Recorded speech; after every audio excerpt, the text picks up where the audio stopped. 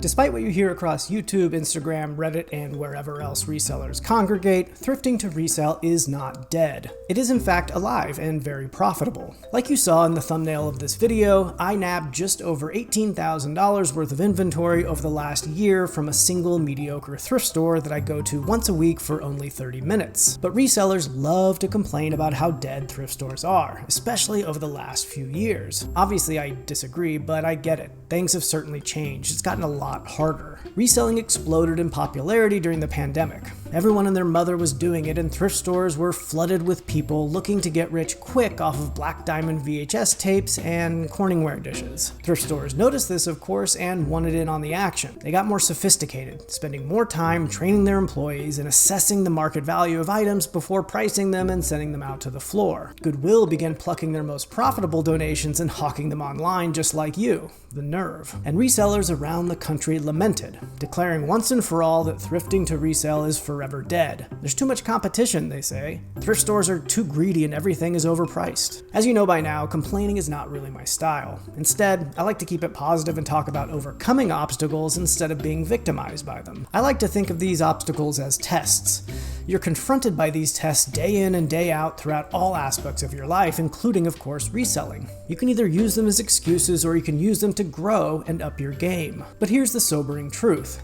Thrifting to resell is not dead. Thrift stores just got better at doing what you do, and you're not going to let them win, are you? You can either throw in the towel and let those pesky thrift stores decide the fate of your business, or you can take the bull by the horns and refuse to let them win. Which path you choose is up to you. If you're up for the battle, stick around and I'll show you how I beat thrift stores at their own game and how you can do the same. I've been going to the same thrift store almost every Tuesday at the same time for over a year. In that time, I've bought 457 items, spending a total of $2,394. I've sold 320 of those items already for a gross total sale amount of $12,363. The list value for everything that hasn't sold yet is almost $6,000. That's over $18,000 worth of inventory from a single thrift store that I go to once a week for 30 minutes. Now, you may be thinking that is some sort of holy grail of a thrift store, but truthfully, it's not a good one by any measure. In fact, it kind of sucks. I only go to it because it's convenient. It's down the street from where I drop my kids off for piano practice every Tuesday. Like pretty much every other thrift store these days, they have jacked their prices up and often they're downright ridiculous. I knew I was going to make this video, so this past Tuesday I made it a point to find all of the ridiculously priced items they have to share them with you. Check out some of the worst offenders that I found. This wine opener, priced at $108, can be had for as little as $85 on eBay in new condition. Or $18 for this non-vintage used Reebok zip-up windbreaker? No thanks. How about this handheld steam inhaler for over $100? You can find it for around $30 on eBay brand new. You see, this thrift store really is no different than any other. Yet, despite their overpriced antics, I refused to let them win and instead chose to beat them at their own game. And I've found some really good stuff at this thrift store despite their crazy pricing strategies. Here are a few of my recent favorites. Check out this Canon PowerShot SX620 that I bought there for $4 a few months ago.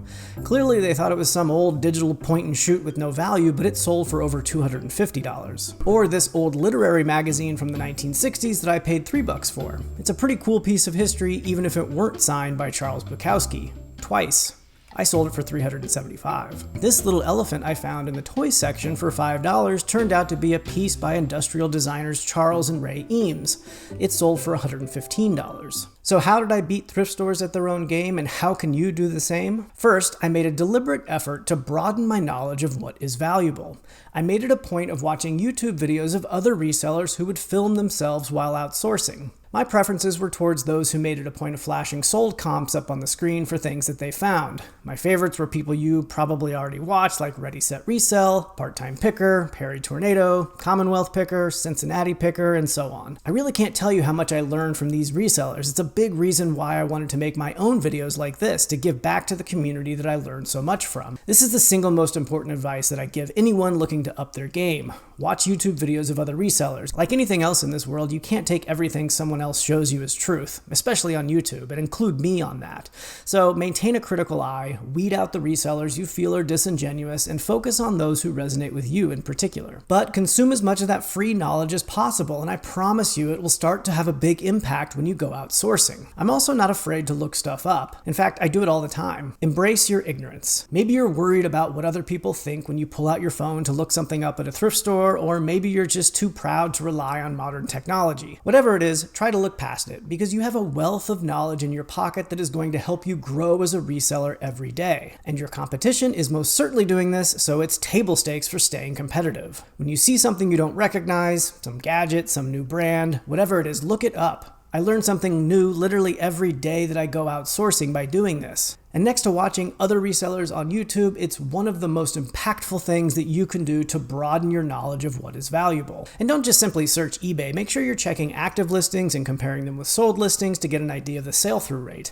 I have a separate video talking about exactly how to do that, and I'll link it up top in the description below. I also deliberately explore new categories that I know nothing about. For example, I was already knowledgeable in categories like electronics and men's clothing, but knew almost nothing about basically everything else, so I made it a point to learn. I may have taken this to a bit of an extreme last year when I bought out the basement of a hoarder's house who had a habit of collecting vintage houseware and kitchen items. It took a moving truck to get it all, but what followed was weeks of opening box after box and discovering treasures I previously knew nothing about. Sure, there were some duds in there that we donated, but we've netted over $3,600 so far with everything we found on that deal, and importantly learned so much about brand new categories that are still paying dividends to this day. Being deliberate about expanding your knowledge of what is valuable positions you well to go up against thrift store workers and other resellers. Your goal is to know more than them, so take your own education seriously and you will find that it gets easier and easier to find profitable items that not many other people know about. The second way I beat thrift stores at their own game is by being consistent. Being consistent is important because this is where the vast majority of thrift stores fail, at being consistent. If you've sworn off a thrift store because of high prices or competition, I'd urge you to try again. Thrift stores employ a rotating cast of low-wage workers who are responsible for every facet of the business, including pricing. They have a never-ending supply of free inventory, and it's impossible for them to catch everything. Even the best-run thrift stores will miss more than just occasionally, and by being consistent, you will be there to take advantage of their mistakes. Think about it. Different people with different skill sets and backgrounds and areas of expertise are in charge of pricing on different days. Every thrift store is different from one another. Even the same thrift store is different from day to day, week to week. Be consistent and you will start to recognize patterns. You will understand how these stores operate and you'll spot their weaknesses. If you go one day and strike out, no big deal. Go back a day or two later and see what's changed. Or do what I did and pick a single day of the week and make that your day to go to some particular thrift store. I promise you no 2 weeks will be the same. And the truth is, not all trips to the thrift store are going to be winners. Sometimes you walk away with nothing. This is a tough concept to grasp if you learned reselling by watching YouTubers, because walking out of a thrift store empty-handed does not make for very compelling content. But trust me, nobody is successful 100% of the time, including myself. Being consistent will give you an edge that is impossible for thrift stores to match. It is difficult for them to be as consistent as you can be, so use that to your advantage. Pair that with being deliberate about expanding your knowledge of what has value, and you will no doubt start to spot new and interesting items worth more than you and everyone else thinks. Finally, I beat thrift stores at their own game by treating it like a game. You versus them.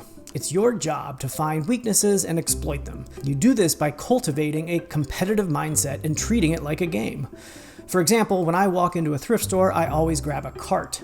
This may sound silly, but it gets me in the right mindset. The mindset that I'm going to find so much great inventory that I won't be able to carry it all. If I walk in assuming everything will be overpriced junk and there's nothing to be found, I'm less likely to dig deep and really find something valuable. Or if you're more of the spiritual type, believing there are deals to be had will make you more in tune with the thrifting gods. See, you want to walk in thinking, I know for a fact there's something valuable in here. I just need to find it. Where is it? Does this work every time? Of course not. It's not magic. Like I said, sometimes I walk out empty-handed, but it is rare. When I'm walking around looking at stuff and I see something way overpriced, I think to myself, all right, you crafty thrift store worker, you may have priced this one well, but I'll get you on the next one. Thrift store workers are human too, and they are limited in what they know. And I'm going to take a guess that they are not as passionate about thrifting and finding valuable items as you are.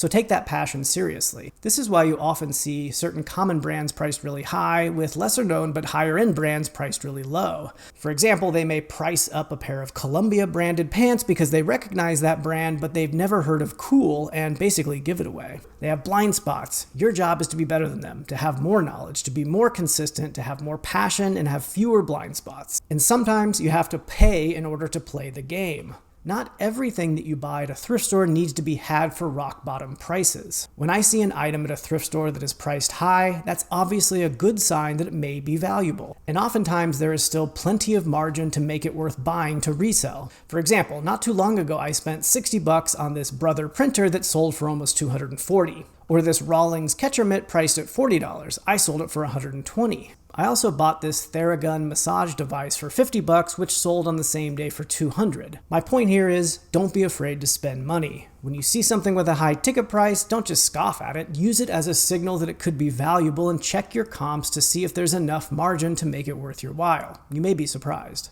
So have fun out there. Accept the challenge and treat your sourcing trips at thrift stores as a game. Be consistent and take your education on what has value seriously. Invest in yourself, learn new categories, and don't be afraid to spend money to make money. Thank you so much for watching. If you learned something from this video, consider liking, consider subscribing. I put out a new video each and every week covering a variety of topics to help you grow and optimize your reselling business. Thank you for your support and see you next week.